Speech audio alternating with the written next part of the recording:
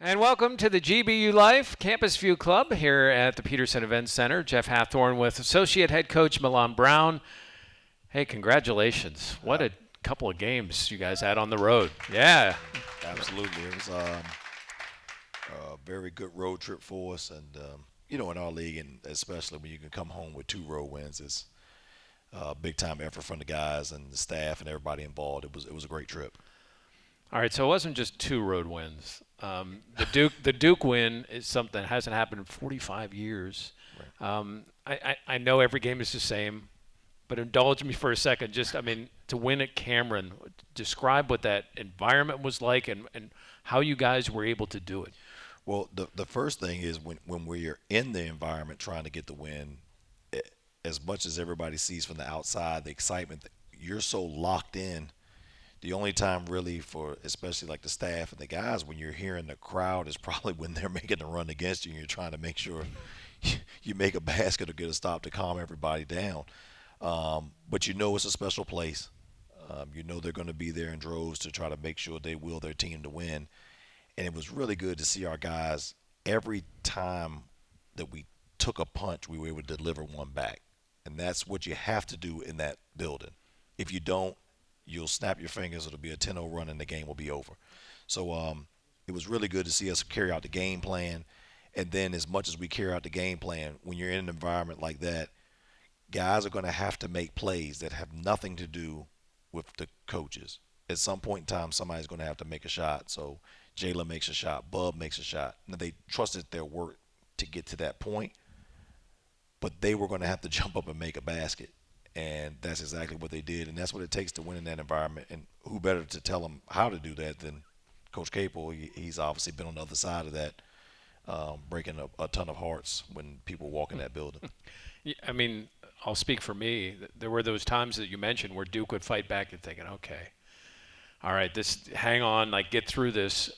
You mentioned the work. What is it that gets you through those times, or what does it tell you about your team that they were able to make it through those times and counterpunch? Well, that was the biggest part for us, is that because we weren't necessarily in a great place walking. It wasn't like we walked in the camera and we were 5-1.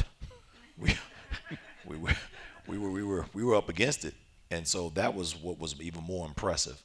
I think it starts always. I always believe it starts from the top down. And so when they made a run, if they glance over at coach and see that he's not fazed by it, the guys are the same way, and they stay confident in what they're going to do. And we know basketball is absolutely a game of runs. And then, but you still have to make the play. You still have to do it. And the more plays that we made, everybody was able to gain confidence from each other. And so then it's just a matter of, well, when it's my turn to make a play, you make it. And if it's not my turn, I still need to do my job in order to allow the guy beside me to make his play. So I think the stat is 95% of the teams, and the guys were telling us this about 2 hours ago, that beat Duke lose the next week, Right. or the next game. How are you able to maintain that in a place?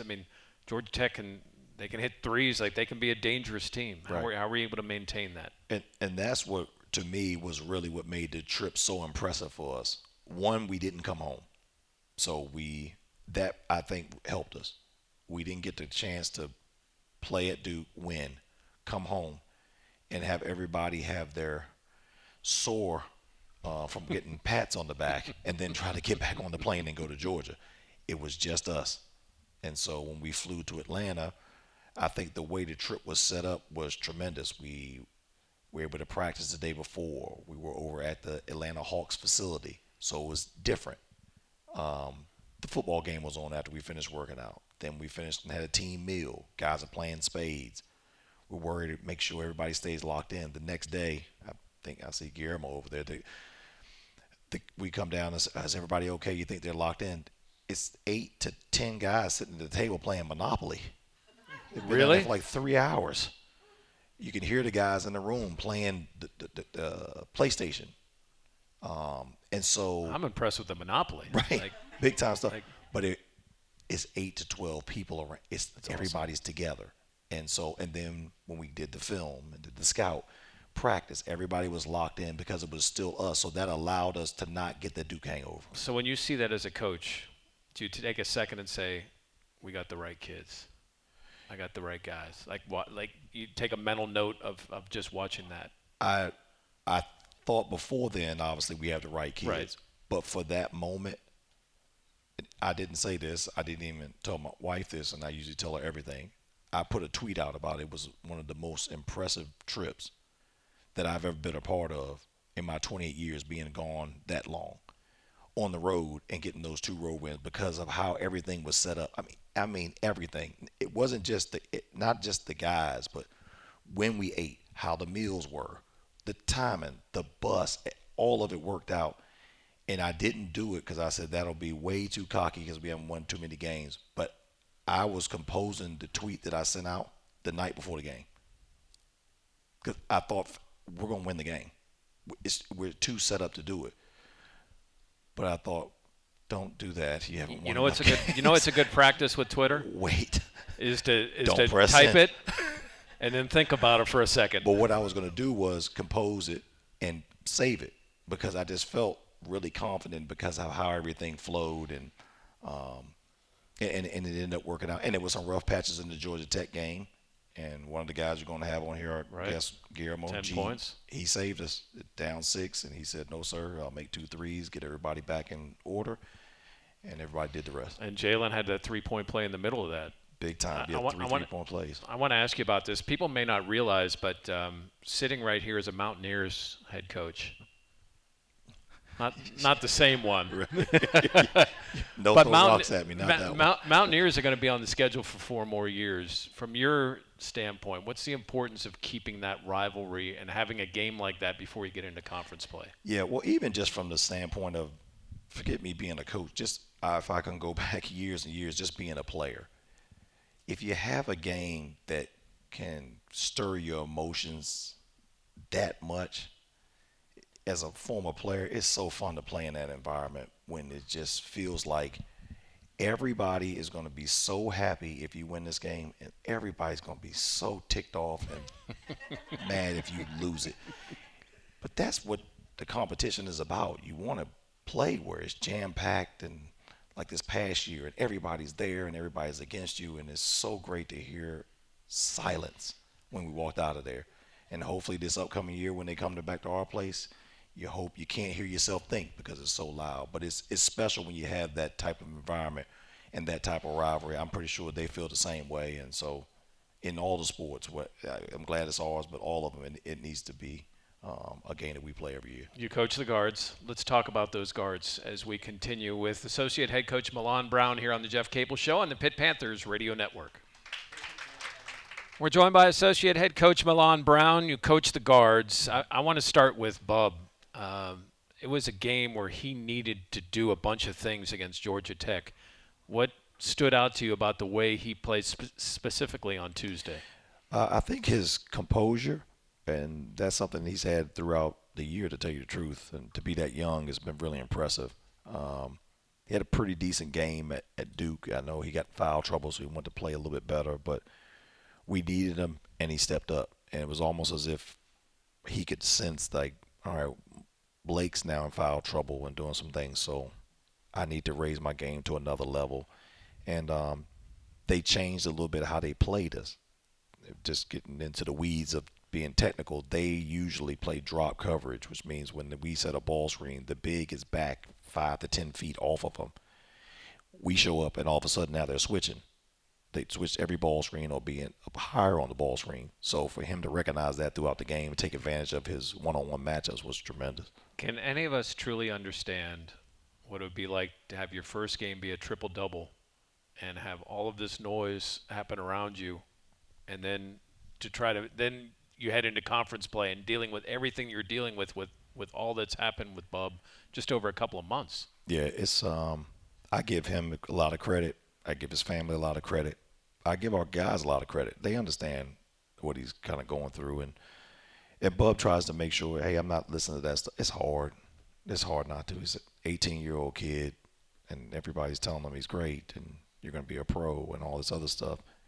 And then what happens, though, is every time you say that, the teams that we play gear up. Okay, well, we're going to go after you. So now all of a sudden you think you're just going to walk in and go play a basketball game. No, no, no. This might be a wrestling match.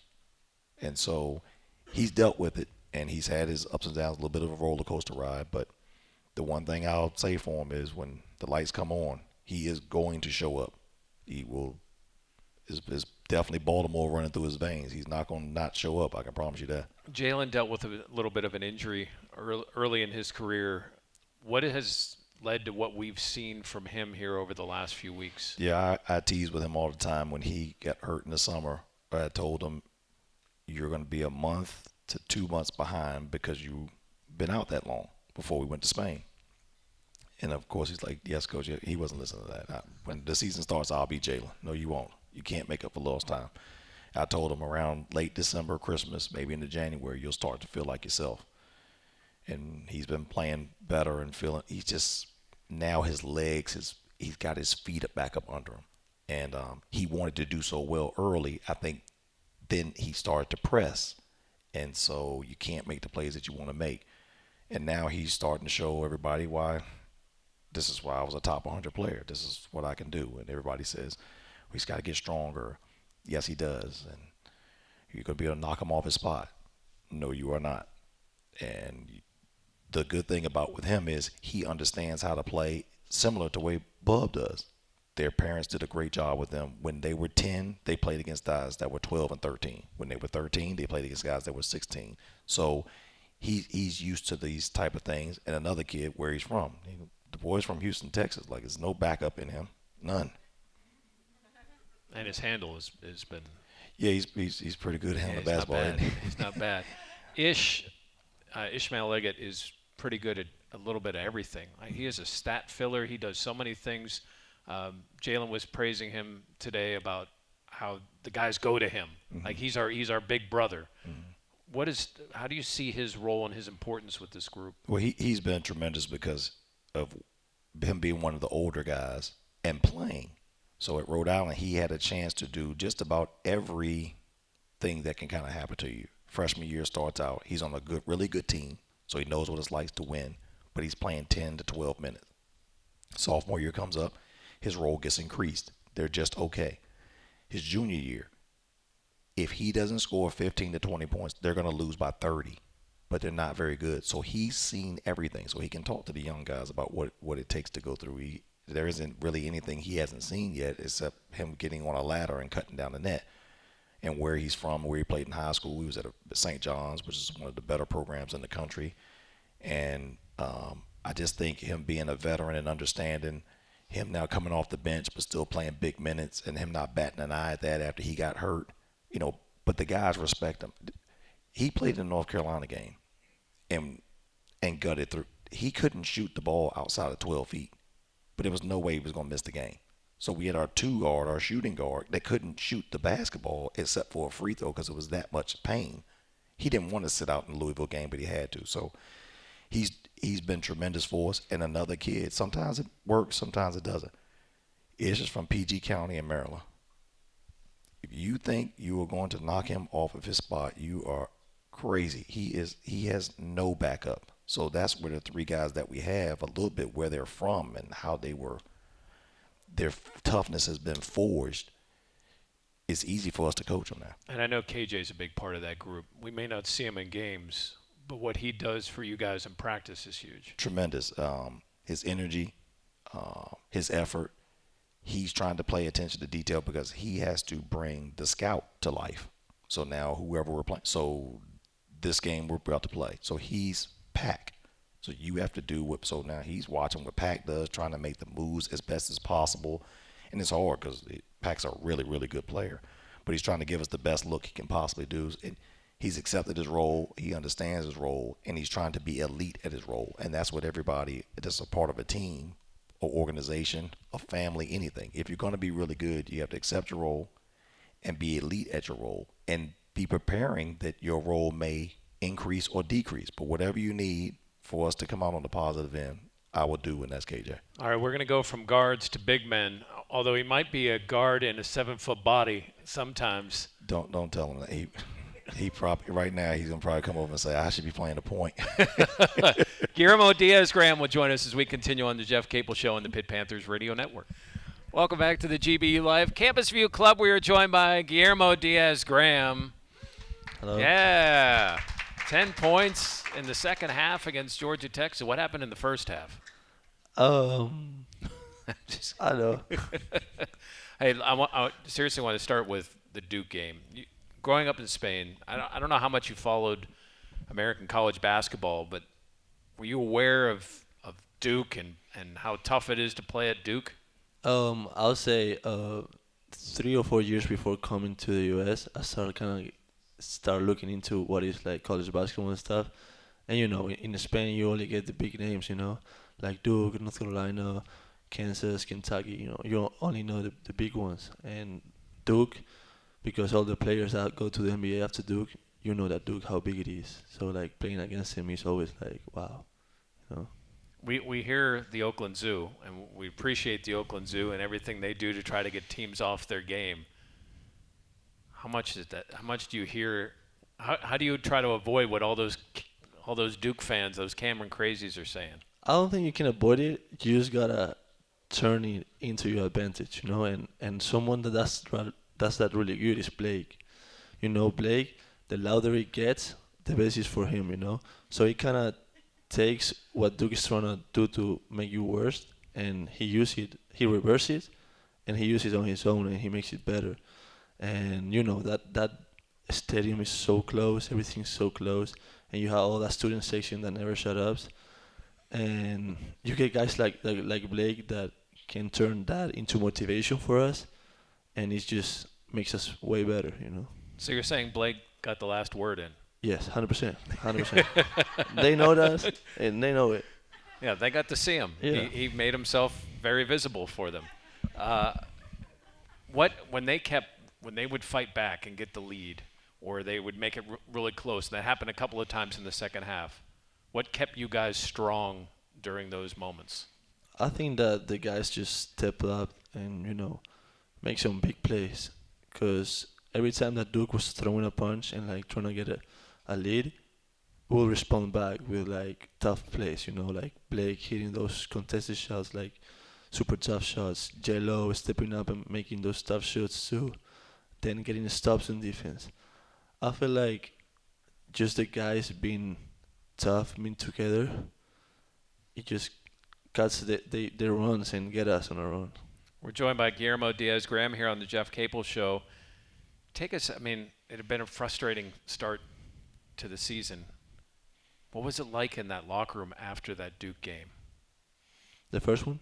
Yeah, the one that you guys just played on Oh, the Saturday. second one. What was that emotion like in the locker room after the game?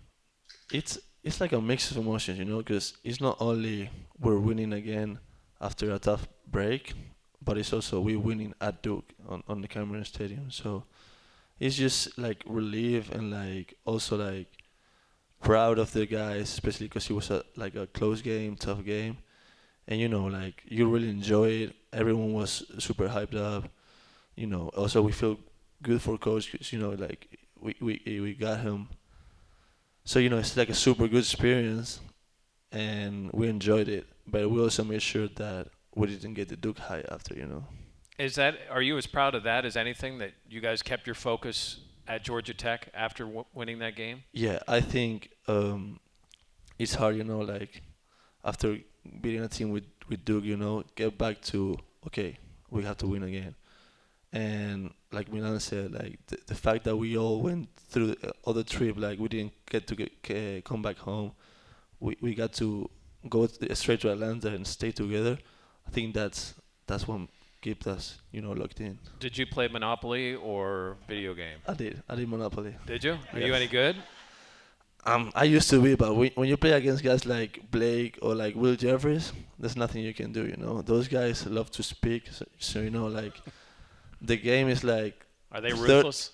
It's like the game is like 30 minutes of throwing dice and 1 hour and a half of just talking, to make trades. Especially like Blake and Will, they would just start like talking about like trades, and you're just sitting there waiting for your turn. Especially me, I was losing, so I was just waiting to die. So in the Georgia Tech game, you guys lead at half. They go on a run. You hit a big three. Jalen gets the 3-point play, yeah, and then you hit another three. Did you sense or did you feel like I need to do something here to get our team going?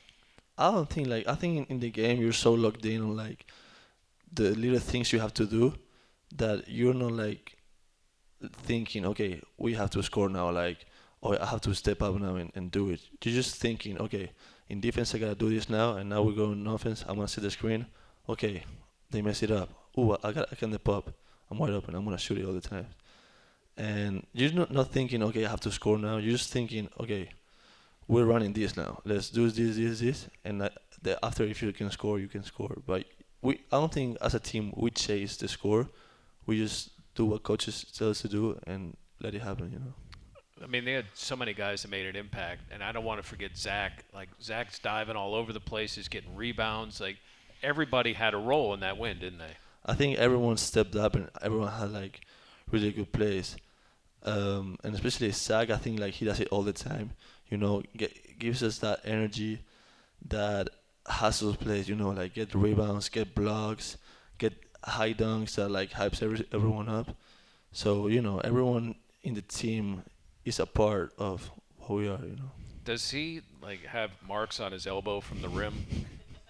Like he probably can and jump. probably also on his head. You know, of hitting the head with the rim. It's kind of crazy how high he can jump. Hey, when we come back, I want to talk to you about Pittsburgh and how you're enjoying your experience here so far, and maybe a couple other things non-basketball related as we Sounds continue good. with Guillermo Diaz Graham here on the Jeff Capel Show on the Pitt Panthers Radio Network. We're at the GB Life Campus View Club here at the Peterson Event Center with special guest Guillermo Diaz Graham. I want you to know I looked it up. The difference in temperature between the Canary Islands and Pittsburgh today was 8 degrees. So I don't want to hear about how the winters are so much better there. There's only an 8-degree difference today. I can assure you that it wasn't snowing 3 days ago. I can assure that. All right, maybe you had a really cool opportunity to kind of mix your worlds, your home world and your Pittsburgh world when the guys took a summer trip. What was that like to walk them through your hometown? I think it was like a special, really special moment for me and my brother, you know. Being able, first of all, to show the guys where we come from, you know, what are our, like, what are we used to do every day, you know, like where we go to the beach, how we used to live. And also to show my family how things work in here, you know, all my teammates, all my coaches, all my team, like being able to play again in front of my family. So it's a really like a special moment, and like me and my brother were so grateful that you know Pete wanted to go to Spain and like wanted to go to my hometown. What did they think of the fact that you could walk to a beach from your house? Man, like they loved it. Like I have so many guys hit me up. They tell me every day like, hey, in summer we're going to Spain again. Like we need to get back. I need to get back. You know, guys like Ish, Will, they was having the best life in there. You know, like And talking. you didn't get a chance to have Fetty there because he was in Finland, He right? didn't go, but Fede was in Spain too on the summer. You know, he got his little joy too, and he knows more how that works because he's from overseas too. But you know, for guys like Will, that's never traveled outside of the U.S. Um, I mean, we're like he's gone to Greece and stuff, but like for him, Spain was like super beautiful. You know, and like he wants to go in summer again. My doors are open. I told him, hey, whenever you want. Like you said, that had to have been really special. Like really, what was the thing you're proudest to show them?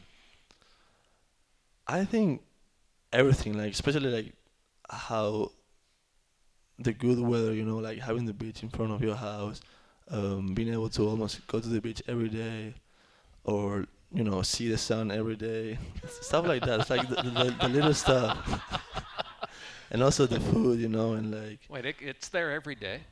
yeah, 100%. You can miss it like once or twice a year, but yeah, you definitely see the sun almost every day, you know. Have you embraced the one true football, American football yet? No.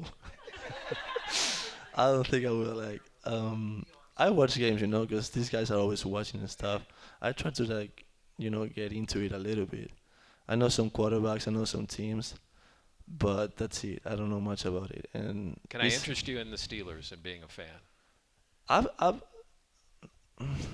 yeah, like like I know the Steelers because they're from here. Kenny Pickett, Mike Tomlin, the coach.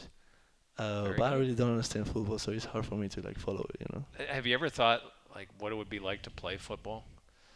It's scary. It's scary, especially for how I'm built.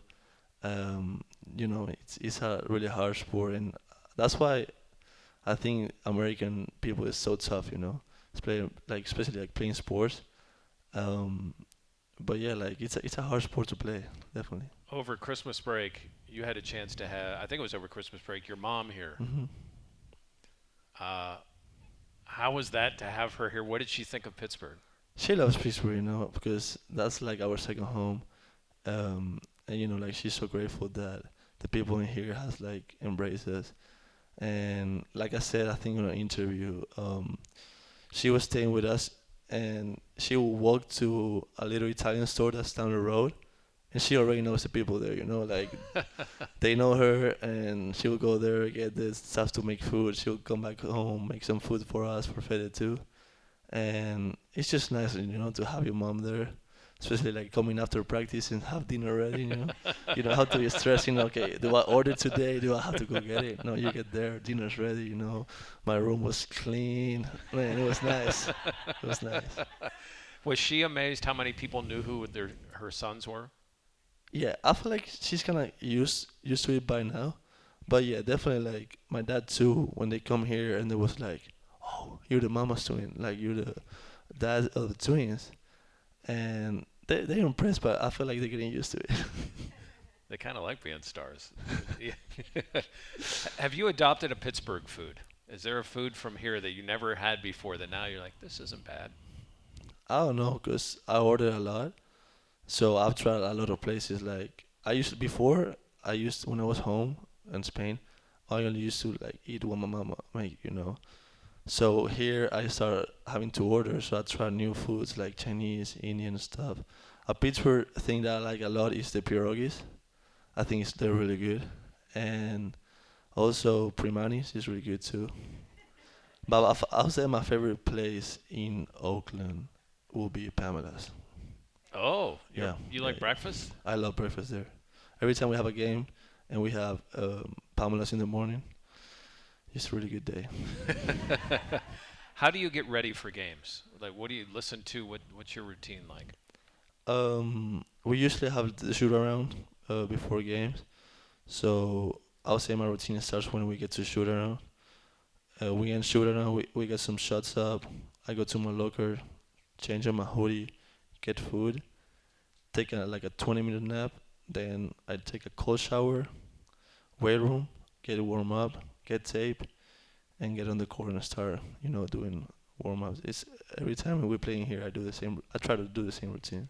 Do you ever speak to your brother in Spanish, and do you worry like somebody, whether it's a coach or a player, actually knows what you're saying when you think they don't?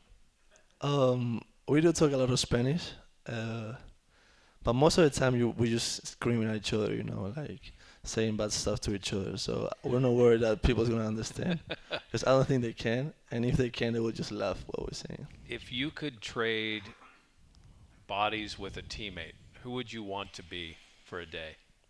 Mm, that's a really good question.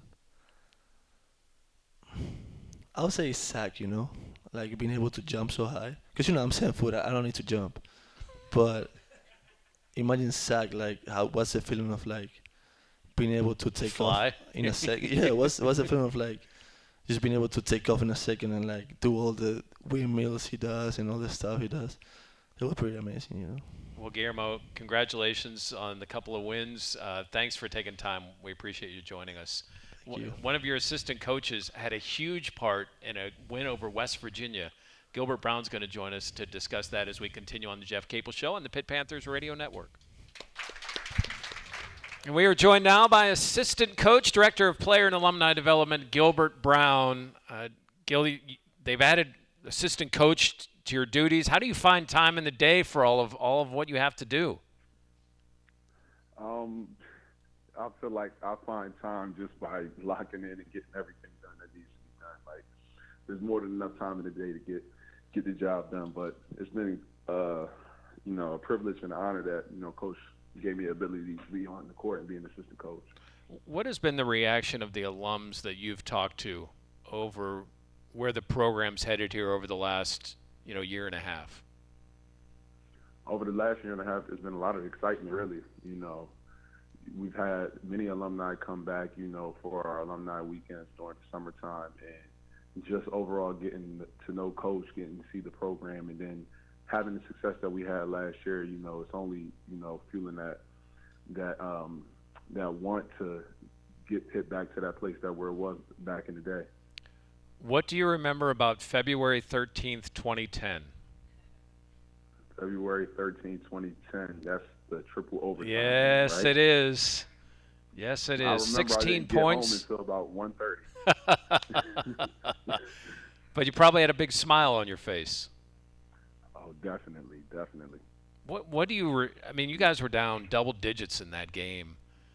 How were you able to find a way to come back, in that type of environment? I just think, just with those teams and like my teammates, we had a lot of grit and toughness and like just pulling together because we were trailing for most of the game and even down to the stretch, and like just staying like locked in for like each play matters, a stop here, make a shot here on this possession, and it was just about getting enough stops so that we could have an opportunity to be in the game. I mentioned you played, I think, 39 minutes. Ashton played 50 minutes in that 50 game. minutes. I mean, what do you remember about fatigue? Like, how did you guys battle through that? I assume adrenaline, just kind of takes over. It does, and especially like when you have those practices or those long, scrimmages that you'll have in practice, and it's just like you got to keep going, you got to keep pushing through. And luckily in college game, you get those TV timeouts, so you get some breaks, but it's still overall like it's the mental more than the physical. I just want everybody here. Stay locked in. No, sorry, Gil. I was just going to tell everybody here. You were praising the media timeouts. So for all those times you guys don't like waiting for the media timeouts, there you go. They do provide some value to the players.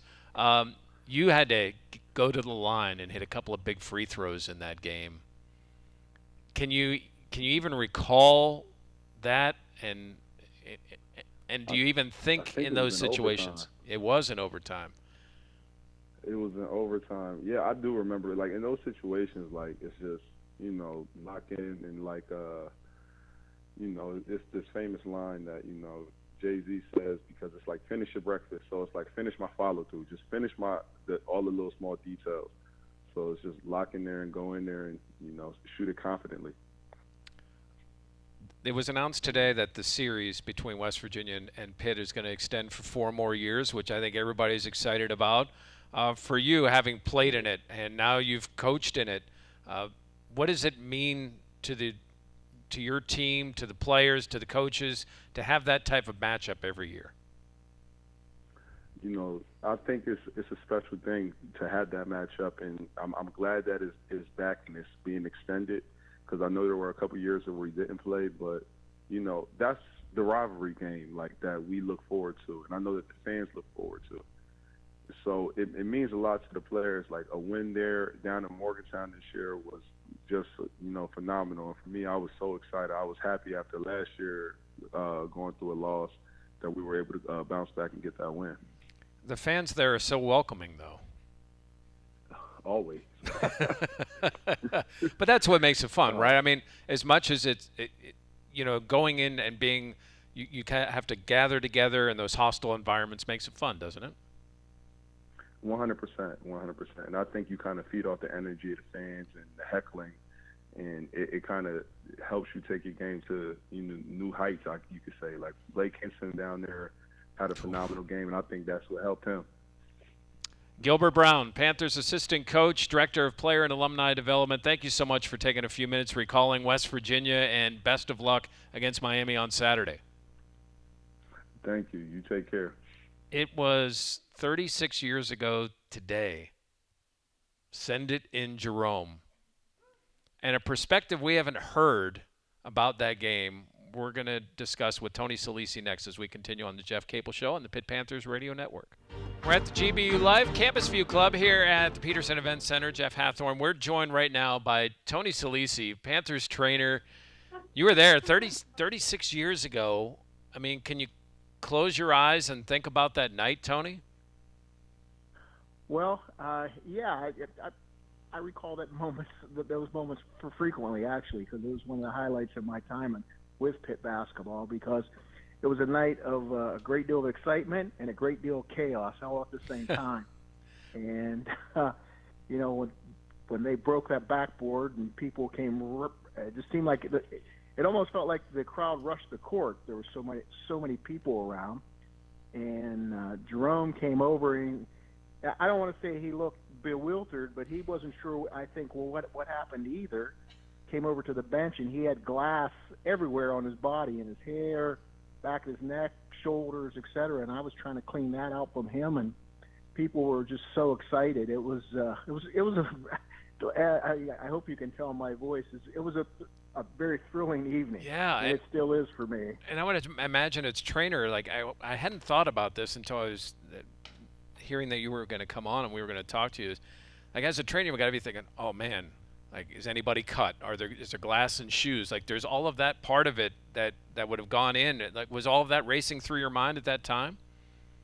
Absolutely. That's why I was checking his body over to ensure that he wasn't bleeding from any place, and amazingly not. I mean, I was shocked actually, because there was glass everywhere. I sent to Matt Pliska a piece of glass that I still have from the backboard today, but and it's like legit glass. This isn't plexiglass.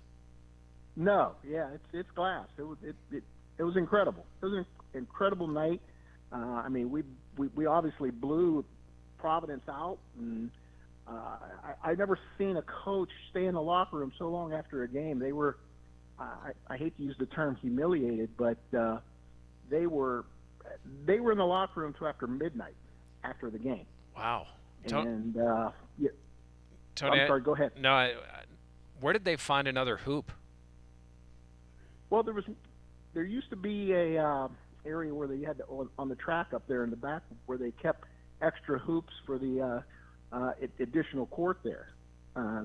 So they just rolled that out, but they weren't sure that it was a sort of appropriate, with respect to being able to stabilize it. But they were able to. Did anybody tell Jerome, hey, don't dunk on this one? We're out of hoops. You know what? That was Jerome's junior year, and he had just come off the year before leading the country in rebounding. I think he was just trying to figure out. Really, at that point, he was a really good player, and he'd come into his own at that point. Jerome, I'm sorry. What's that? No, I'm sorry, Tony. I was just going to say Jerome was just a great guy. He still is. He was a great teammate, beloved by his teammates, etc. And he was with a great group of players with him as well. And that year we had a lot of young freshmen as well, and he enjoyed it. He enjoyed it immensely, and I think at that point, they had, he had the Windex, cleaning the glass because that was his thing. So he was great. Well, Tony, thank you so much for taking a few minutes with us to discuss. I can hear the energy in your voice about it. Well, it's still, as I said, it's my wife and my kids were there. It was it still is a very thrilling time for us, and it feels like it was yesterday to me. So I'm happy to do that, and I'm still I'm on the bandwagon with Pitt basketball all the time. So I hope to continue that. So Tony, we appreciate. Anyway. Yeah, we appreciate. We'll wrap up the show as we continue on the Jeff Capel Show on the Pitt Panthers Radio Network. All right, I would like to thank Associate Head Coach Milan Brown. Thank you for being with us. Appreciate to it, Guillermo Diaz Graham, to Gilbert Brown, Tony Salisi. I could have talked to Tony forever. I apologize. We had to make it quick. To Matt Pliska, Amanda King, Joel Nelson. 2:15, the Panthers at Miami. 1:45 pregame right here on the Pitt Panthers Radio Network.